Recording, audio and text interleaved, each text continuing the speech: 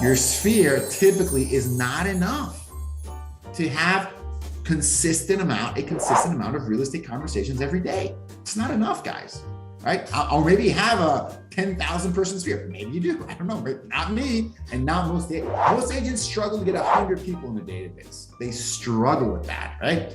I'm like, hey, but you've got 5,000 friends on social media. Yeah, but those are my social media friends, not my real friends. So I'll get it. That's a topic for another day. But you can struggle to get enough people to have consistent conversations. So what can we do as real estate agents? How do we have more conversations related to real estate?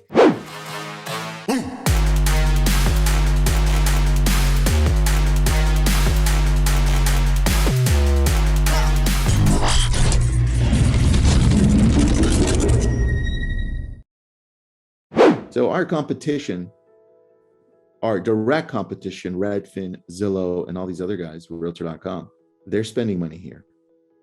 But where we win is if we go into the niches, into the long tail keywords, right? So here, I wanted to show you that. Let me go back to this, because as soon as the ad pops up, I click on it.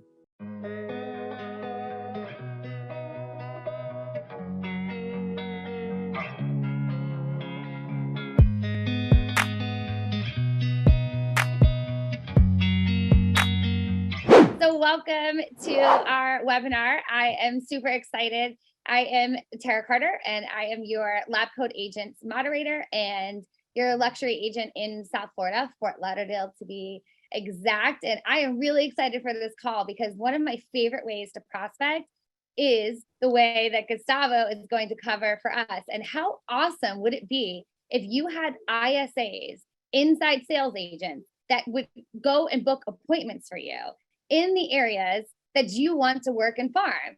Gustavo is the CEO of PowerISA. And Gustavo, welcome so much, and thank you for being here. Yeah, thanks so much, Tara, for that intro. Welcome, everyone. Would love to hear where everyone's joining from. You can drop a comment here. For the folks joining us within the Zoom call, drop a comment, what city and state you're joining us from. That's always fun to take a look at. I'm currently in Mexico, sunny Mexico right now. So I'm enjoying the weather down here. It's lovely summer months out here. So hey, you got Vegas. Talk about holy cow, talk about the sun over in Vegas, right? So Fort Lauderdale, thanks everybody. Welcome to the talk. And we're going to talk to, Tara, I'm so glad you're here because you're not just a moderator, you're a practitioner of circle prospecting, right? So really, really thrilled to have you here today in this talk. You're only going to make it that much better. Because circle prospecting is my favorite form of prospecting as well. And I did, expireds. I mostly focused in my real estate career in expireds and circle prospecting, but I did 10 times more circle prospecting than I ever did expireds because there's just that more numbers out there in the world, right? So, and we'll get a lot more into that. I wanted to start the talk with a really interesting question I asked. I asked this question this week purposefully within LabCoatAgents. I asked, and I got about over 100 responses. Where did you get your last listing? Where did you get your last listing? And I was pleasantly surprised because I asked that question about once a quarter. I'm always curious what people are going to say, right? And the usual suspects, about 90% of people are going to say their sphere of influence, their past clients, their friends and family. That's the majority of folks. That's the majority of where people's real estate business typically comes from, right? But if you notice in that thread in LabCoatAgents, I followed up with a bunch of questions. Anyone that didn't say that, right? Anyone that didn't say friends, family, sphere of influence. That's great. And that's the foundation of my business was also friends, family, sphere of influence. But then I added on prospecting, I added on internet right after that. So, but that's the foundation. And I drilled down because I found for the first time, I've asked this question for years in LabCoatAgents. For the very first time, I think I had 5 people, let's call it 5%. It's not a scientific study, folks. It's not scientific at all. But for the first time, I was really surprised to see 5 people said that they got their last listing through circle prospecting. And I drilled down with that. Hey, you do that very often. What do you use? What do you call? How long did those leads take to close? Were you going for appointments? Were you going for nurture? So I asked them, I was really interested. So it's a funny thread because I don't hardly comment on anyone except every 20th person, I ask 5 questions, right? Because that's my research. It's my research. LabCoatAgents is my laboratory, right? It's like, hey, that's where I go and I try new things out. But I was really surprised, pleasantly surprised, that 5% of people that responded to that survey are trying or using circle prospecting, right? Because I sincerely feel that it is one of the absolute best ways to talk to more people about real estate. Talking to more people about real estate. And folks, if you've ever done prospecting, if you've ever been to one of those lead generation classes, if you've ever read a book about lead generation for real estate, I can summarize those $10,000 courses and those 300-page books and these amazing, a lot of these amazing coaching sessions. I can summarize it in one tip, guys. One tip. One. The more real estate focused conversations you have every day, the bigger your business will be. Okay. I just saved you guys thousands of dollars, thousands upon thousands of dollars on how to grow your business by giving you the secret, let's call it the leading indicator of all leading indicators, right? The more real estate focused conversations you have day in and day out, you will have a bigger, better, more scalable, more prosperous real estate business. And yes, there's a lot more that goes on than just talking about real estate, right? But it starts with that. Agents that struggle with their business, that are on the roller coaster of income. I've got a great May and June. I've got a terrible July and August, and I got an okay September, and I hate December. That kind of a situation, I believe the fundamental cause of that is you're not having enough real estate conversations every day. That for me is like the root cause of most of the problems real estate agents have when it comes to consistency, when it comes to income, when it comes to are they meeting their goals or are they not meeting their goals? Are you having enough real estate conversations every single day? And one of the best ways to have real estate conversations is, number one, talking to your sphere. That's a great one. That's an awesome one. That's how I started my business. I had 200 people in my database when I started real estate. I could not talk to them every day. I only had 200 people that list. I would call them all every quarter, as you guys should too. And that always gave me $30,000 in income every time I sat down and made those calls. So I'm a huge database guy. I love database. It's the best. Your sphere typically is not enough to have a consistent amount of real estate conversations every day. It's not enough, guys. Right? Or maybe you have a 10,000 person sphere. Maybe you do. I don't know, but not me. And not most agents struggle to get 100 people in a database. They struggle with that, right? I'm like, hey, but you've got 5,000 friends on social media. Yeah, but those are my social media friends, not my real friends. So I'll get it. That's a topic for another day. But you can struggle to get enough people to have consistent conversations. So what can we do as real estate agents? How do we have more conversations related to real estate? There's many ways to skin this cat. I'm not going to come and say circle prospecting is the only answer. You can attend daily networking events because everyone likes talking about real estate. If you're a social person, if you like networking and connecting with people, do that, but do it every day. That's the difference people don't kind of get. Consistency in that. It's hard to do. Okay, because it's hard to have a networking event every single day. It's not that easy to do. It's a little bit challenging to do that, actually, right? Go to an open house every single day. Can you do 1 or 2 open houses every single day? One of my clients in Seattle started his business. He knew no one in Seattle. Was a relocated person. A lot of relocating people in Seattle. His first year in the business did 2 open houses every day. He found a way to have those real estate conversations. He met his quota. Boom, boom, boom, boom, boom. He made it every day. Awesome. Some people choose door knocking, right? The doors are there. You got to put on those walking shoes and go and knock on some doors, elbow grease, and get your conversations in. Talk to people about real estate. If you have the budget for it, the internet is another way. You can pay Zillow, don't get mad at me, or Facebook or Google. You can pay them all this money and they will do some magic and will send you people that they feel are interested in real estate. It's expensive. It's not the cheapest way to do it, but it is a way to have those consistent conversations. All of these channels, folks, all of these methods of lead generation The goal is to get those conversations in. In my experience, I've been in real estate for 12 years now. The most scalable, effective, bang for the buck method of talking to people and having the most amount of real estate conversations in the shortest amount of time is circle prospecting.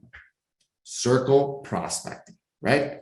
And it isn't close, folks. It isn't close. Oh, Facebook is right next to it. It's not right next to it, actually. And I'm talking about apples to apples, time and money spent. I pick up the phone for circle prospecting. I'm going to have one good real estate conversation within the next 60 minutes, at least one in the next 60 minutes. I pay Facebook $10,000 and the next hour, they're going to be running my card. I haven't even started yet, right? And it's a really challenging way to get people talking to you quickly, right? Circle prospecting, 60 minutes, and I'm going to have at least one real estate conversation within the next hour, And once you pick up some skill and some consistency with that, you can have a goal of having 5 good conversations in an hour, 10 good conversations in an hour, right? It's going to depend a lot. I'll get more into the mechanics of circle prospecting. I'm setting the table on why circle prospecting should be interesting for you and why it should be a part of your business. Huge reason to be a part of your business. It should be there. It should be a part of what you do. It is unbelievably efficient. You sit down at the comfort of your desk, put on the headset, right? Put on the mic, and hit go, and you're talking to people. You're talking to people. That's the key thing, right? And I know all the objections that are coming in your head. Don't worry, we'll get to those. We'll get to those objections. We'll jump in. Don't worry.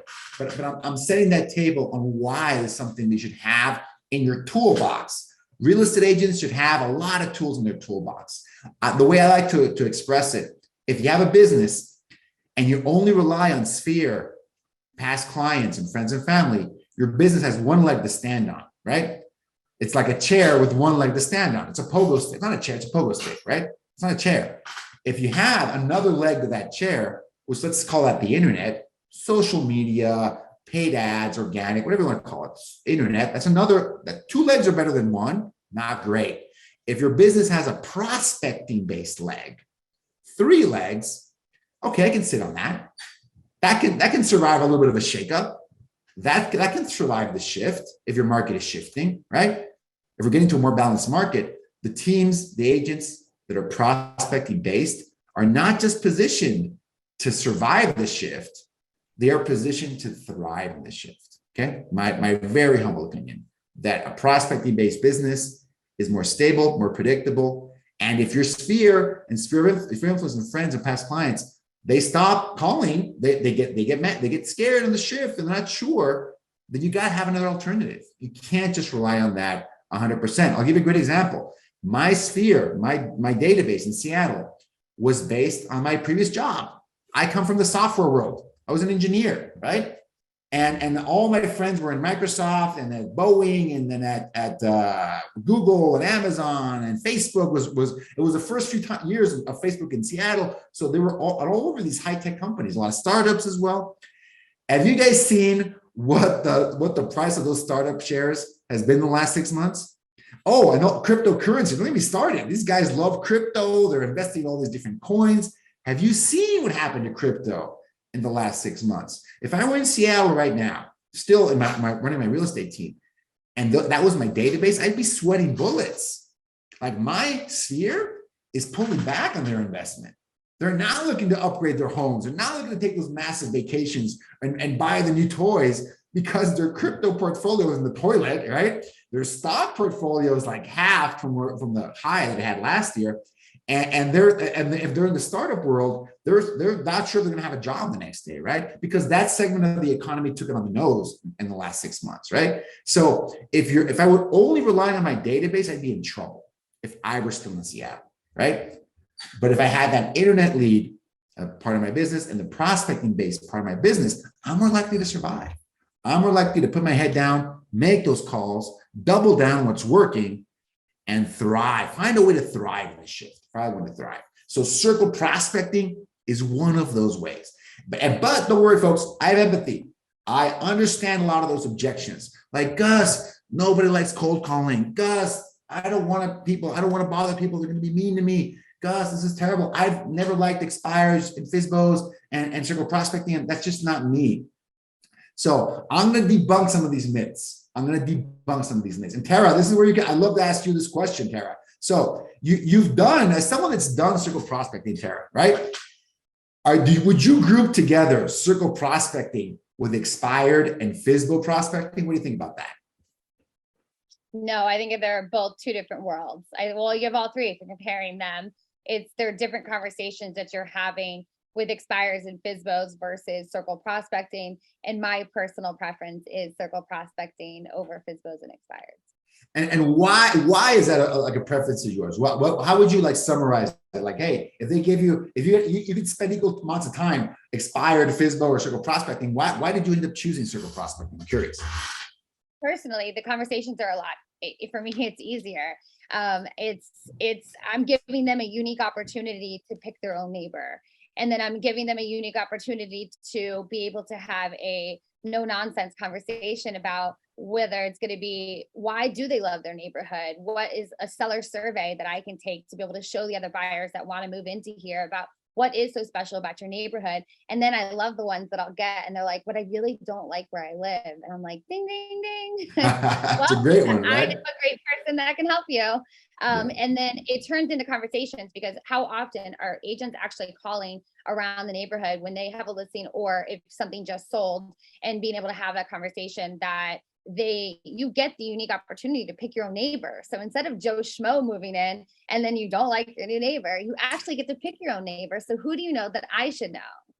Absolutely. I love that. And Tara, thank you for the candor, because that is exactly why you should try circle prospecting, because those conversations compared to an expired or a FSBO call are completely different. It's a much easier conversation to have. Much easier conversation to have, because if you cut, so to be good at circle prospecting, because I recruit for a lot of folks, right, to do these kinds of jobs, the expired and FSBO problem, if you really want to go in there, right, and attack the expired and FSBO, it takes a lot of skill, right, and it takes a certain type of personality type, like a high D, assertive.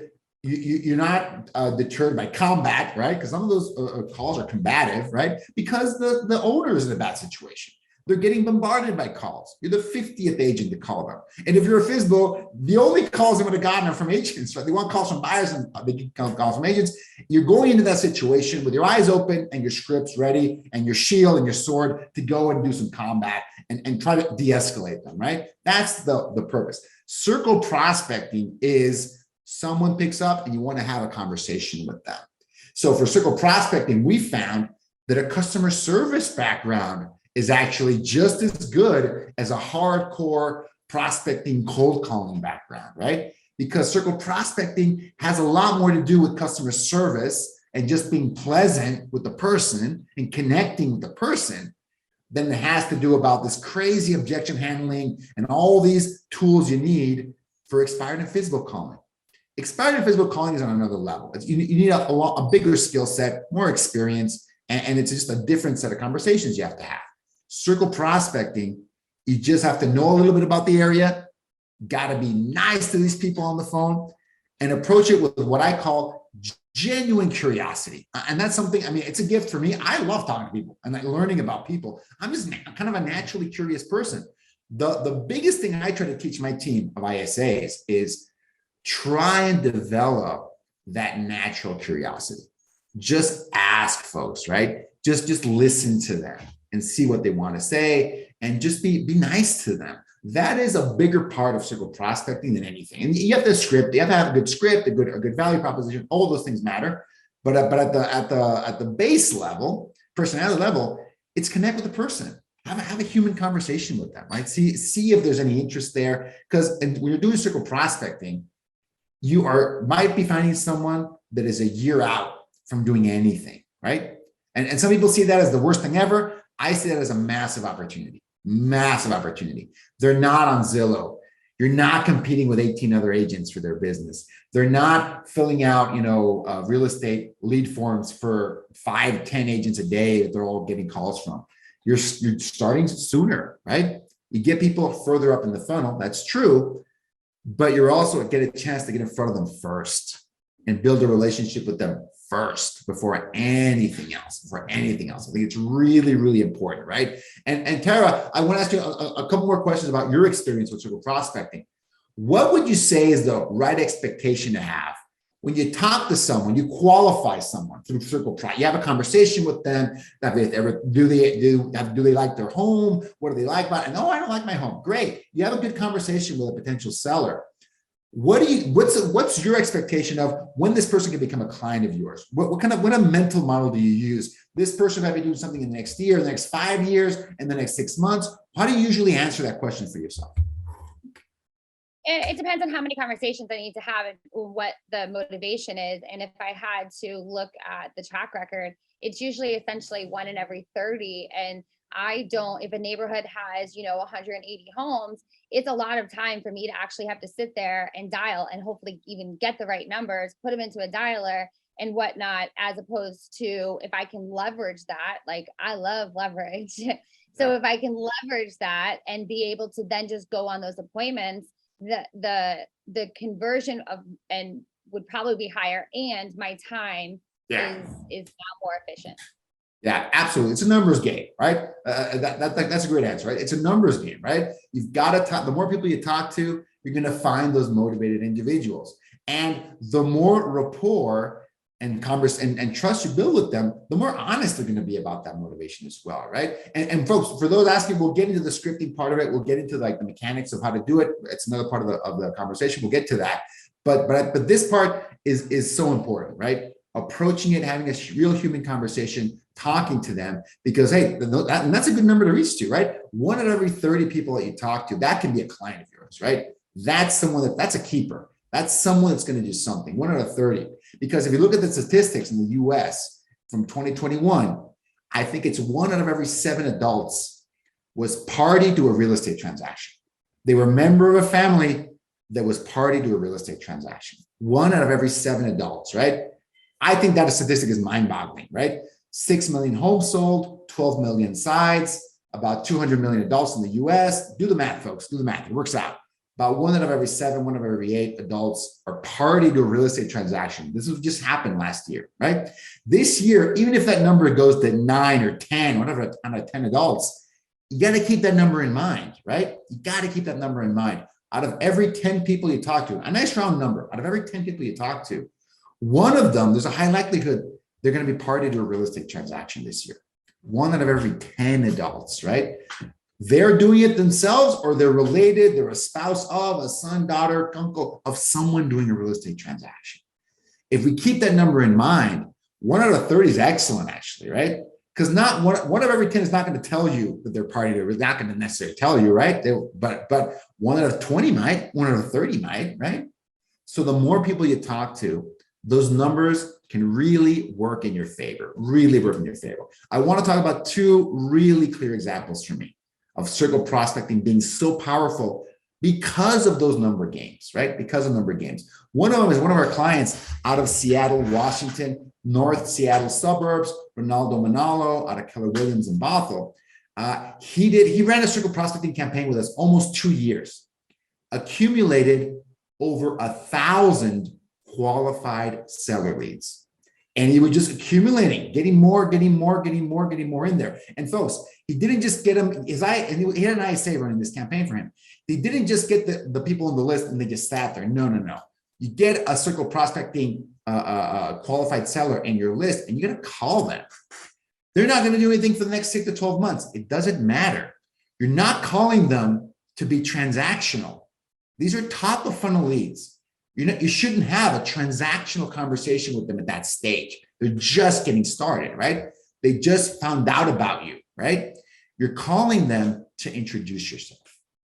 You're calling them to educate them on why they should talk to you in the future. Hey, great. Guess what? I just was able to find out this in the market. As you know, the market's changing right now, right? And I just had this amazing insight about what's going on in the market right now. I was able to get, I'll give you an example. I was able to get one of my clients, their interest rate got bought down to 4.5%, a seller concession. That was really interesting for me because they were really concerned about the interest rate and we solved it for them, right? I just want to give you that little bit of a nugget of what we were able to do, because that's the market we're in right now. And I'm trying to help educate the consumers, the buyers, the sellers on the market of today. Whenever you're ready, I'd love to sit down and tell you what we can do to help you get into a great home, right? That's not a transactional conversation. That's not are you pre-approved? Are you working with an agent? That's not that, right? Might not be ready to have that conversation with you because they might be doing something in the next year, but it's an opportunity to show them why it's valuable to talk to you, right? Why you're a person that's worth talking to in the future. Because holy cow, Gus kind of knows what he's talking about with this real estate thing. Cool, that's awesome, right? Great. That is what Ronaldo did every single day. He would have 1, 2, 3, 4, 5 new people in his database from Circle. He'd introduce himself to at least one, up to 5 people every single day, right? And out of that list of 1,000 people, he was able to close as a single agent, mind you, right? He had an ISA and an assistant, so a small team, but the only salesperson on his team was Ronaldo. He was able to close over 50 transactions a year for the next 3 years, right? Out of one list of Circle prospecting nurtures that he just followed up with effectively. And now he's no longer, this is where the story gets weird. He's no longer doing Circle prospecting because he has a bunch of clients now and they're just referring him people. That's great. That's awesome, right? I think what we do in the beginning to grow our business is not what we do forever, but that's a way to start a great business, right? Get enough people in your database, have relevant real estate conversations every single day, and good things are going to happen, right? Good things are going to happen. That's one example. I have another example, a very recent one. And right now, in the spring and summer of 2022, Charlotte, North Carolina, one of our clients, John D. Smith. John D. Smith, he's been in real estate for 20 years. He did expired, FISBO, a hardcore prospector from Detroit, which is a very difficult market to do prospecting in. And he moved over to Charlotte, which has been one of the hottest markets in the United States the last 24 months. Charlotte, even as the market is shifting, it shifted in Charlotte from a white hot seller's market to just a really hot seller's market, right? Still very low inventory situation in Charlotte. But John said, great, I know how to do my calls. He was focusing on expired and FISBO actually in a really hot market, which is remarkable. He hired an ISA, part-time ISA, because he said, I'm not able to do my Circle calls anymore. He was busy. He's a busy agent. He goes, I need help with my Circle. I'm not doing Circle at all. And he has these neighborhoods he wanted to target. He got his ISA making those calls, right? Reaching out. And as soon as the news of the interest rate changes, of the market potentially hitting the peak in June of this year, potentially the market has peaked in a lot of parts of the country, the sellers in Charlotte, they jumped, right? And he was doing prospecting at a great time. He got 2 listings signed and 7 sellers to raise their hands that want to work with him within the first 2 months, right? Within 60 days, 2 listings. So those are not typical results for Circle prospecting. It's the market. The market can be at your back. The wind can be in your sails and help you sometimes, because Circle prospecting usually doesn't yield those kind of results. And it did for John, because guess what? Sellers are anxious about the market too, not just buyers. Sellers are really anxious about the market. And he had an ISA making calls for him every day, so that every day he had 1 person, 2 people, 3 people to talk to that were curious about where the market's going, right? And he did a whole, he talked to them about, he's a really good agent, right? But a really good agent needs more at bats. They just need to have more relevant real estate conversations every single day.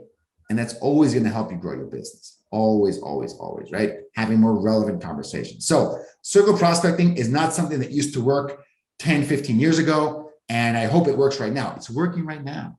It's working right now, right? 100%. And let's get into the mechanics of it. Tara, do you have any questions we want to jump into before I jump into the how-to? Well, yeah. Do you guys use voicemail drop if they don't answer? Oh, wow. That is a really good question. So my philosophy on this has changed over the last 6 years. When I started my company, PowerISA is a Circle prospecting company.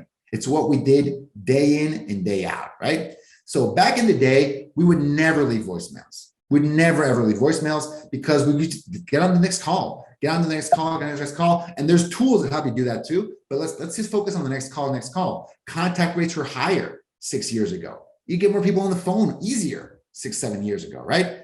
Things have changed now, right? That's currently one of the challenges of circle prospecting is how long does it take you to have those 10 conversations, those 30 conversations? And in my experience, the amount of calls it takes to talk to 30 people is different now than it was 6 years ago, or that it was 2 years ago, right? It's different. It's harder. It's harder to do that. And I'll get into the mechanics of how to make that more efficient in a second, but it's harder. So nowadays, my recommendation is if you're a solo agent making these calls and you're doing it for an hour or two a day, leave the voicemail.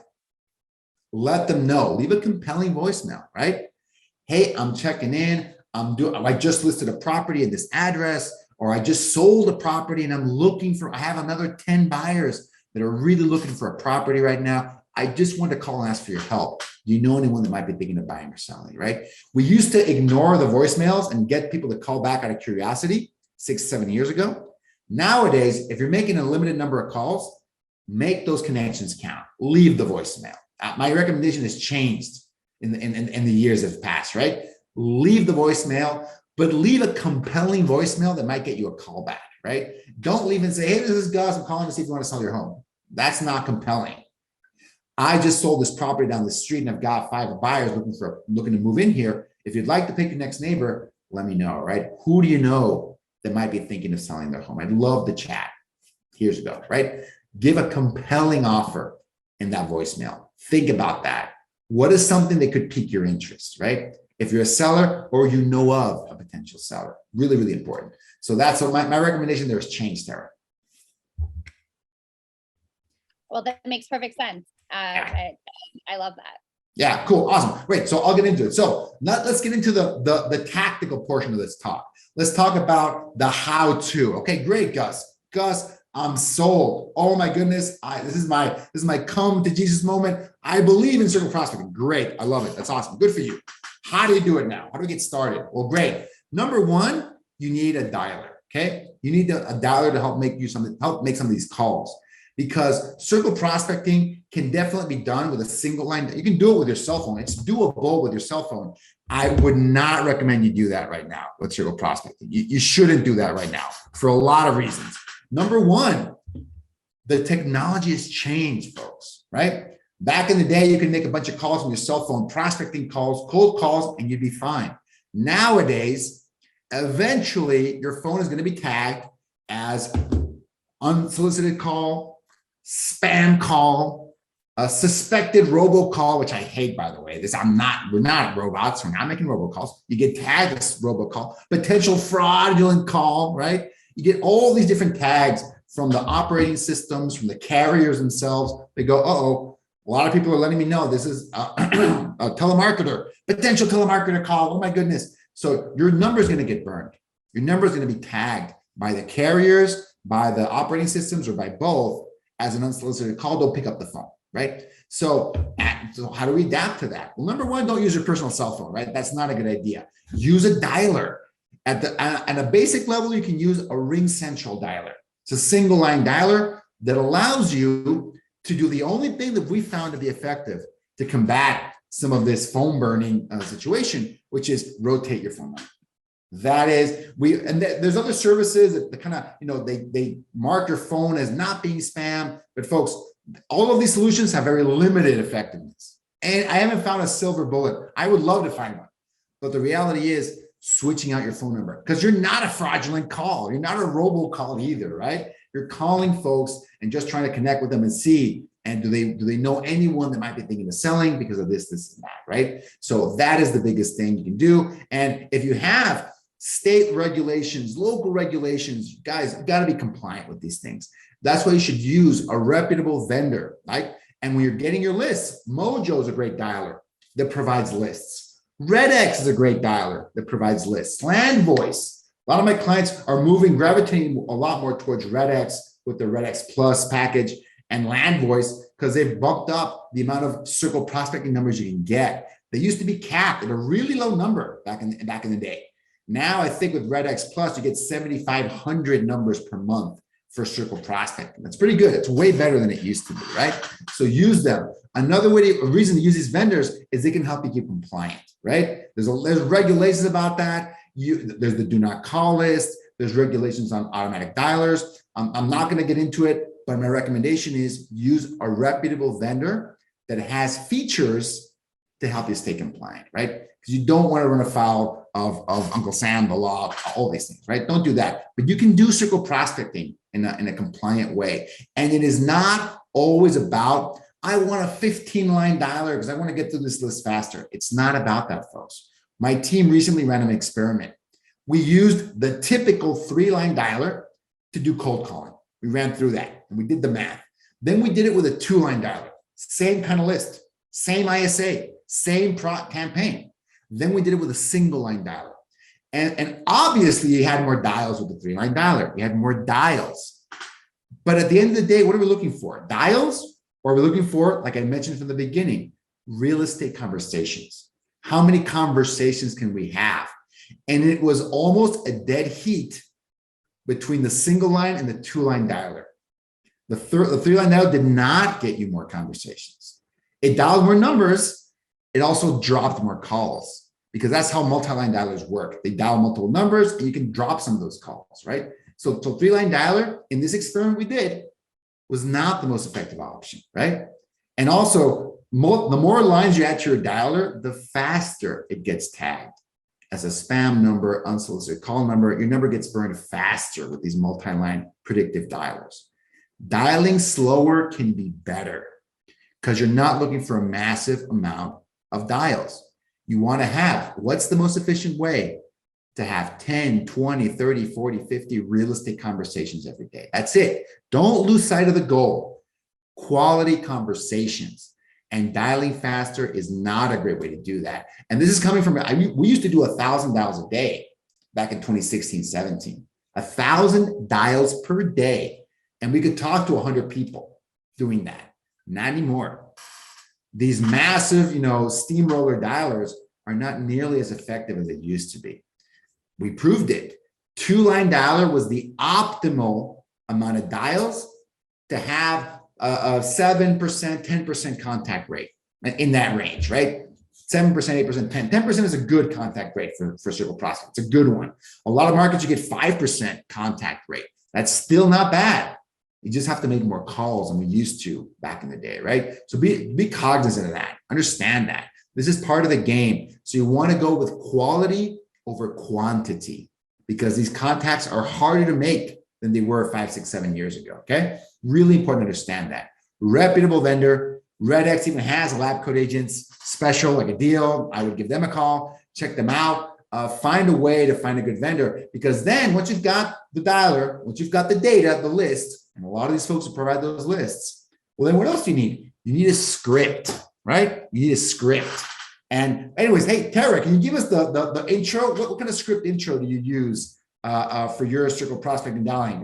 Share it with us.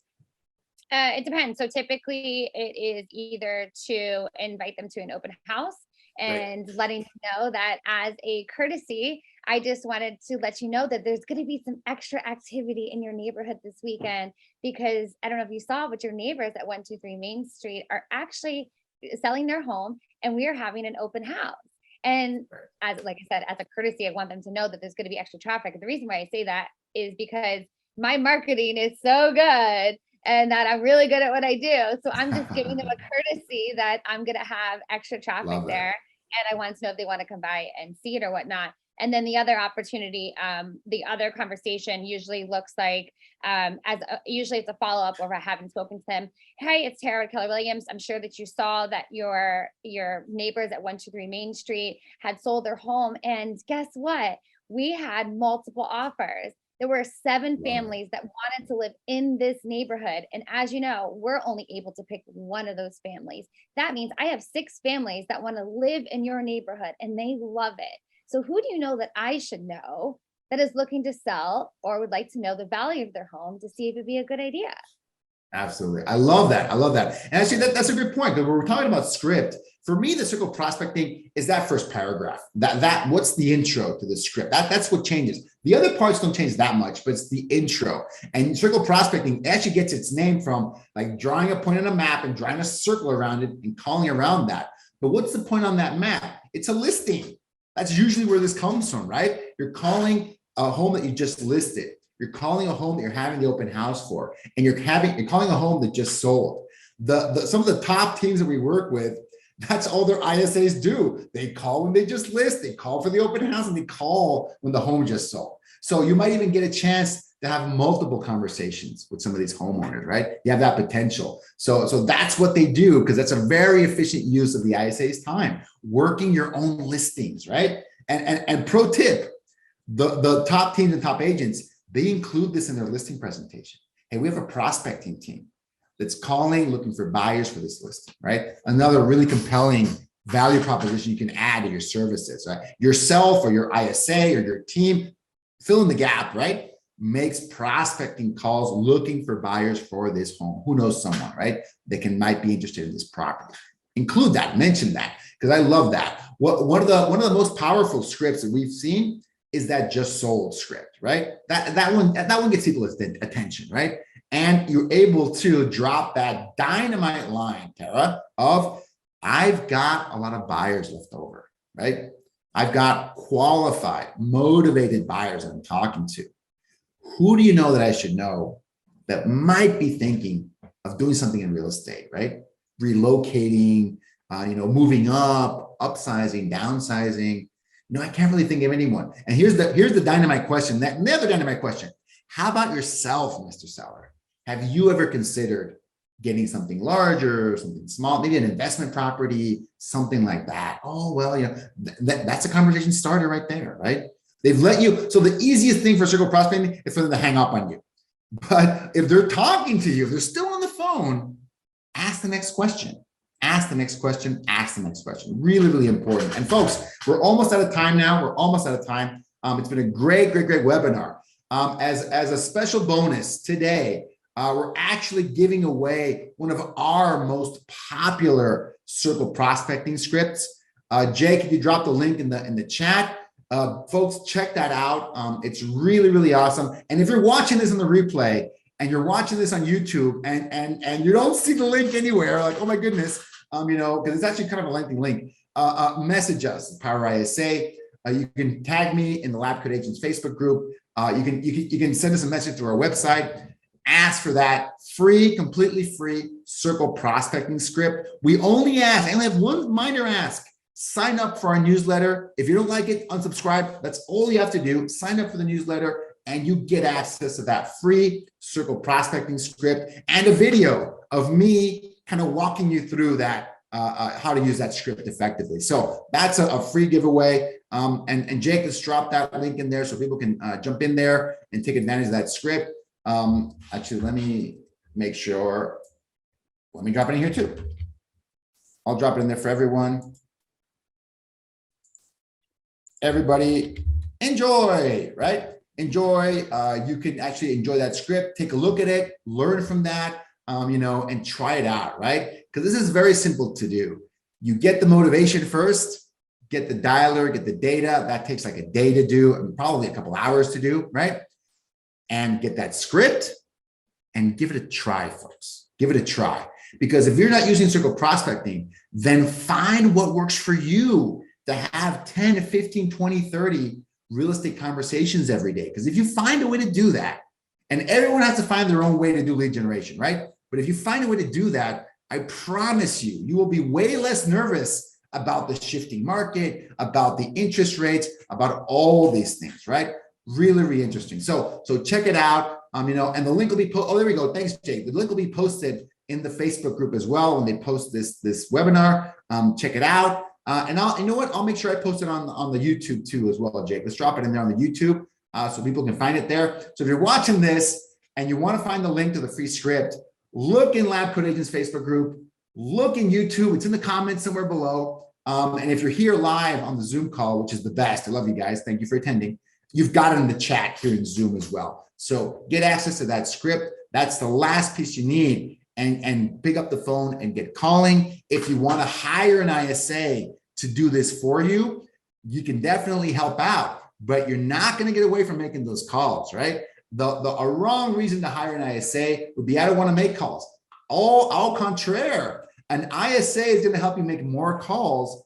It's just going to be more valuable calls, right? They're going to be to those hand raisers, those qualified seller leads.